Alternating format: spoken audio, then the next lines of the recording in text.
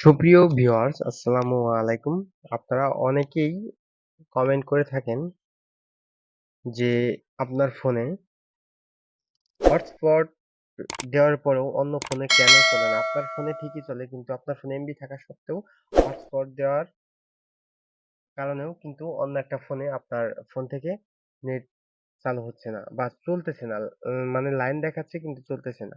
তো এটার কারণ হলো Audio Jungle. Audio Jungle.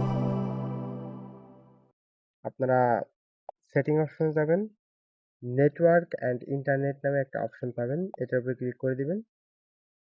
তারপর আপনারা দেখতে পারবেন ডাটা সেভার। এই ডাটা সেভারটা আপনারা দেখবেন এভাবে অন আছে কিনা। যদি অন থাকে তাহলে আপনি যখনই আপনার হটস্পট থেকে অন্য কারো ফোনে শেয়ারিং নেটটা দিবেন, সেক্ষেত্রে আপনার ওই ফোনে কখনোই কিন্তু ডাটাটা চলবে না। এটা অফ থাকা লাগবে। আশা করি ভিডিওটি বুঝতে পারছেন। ধন্যবাদ।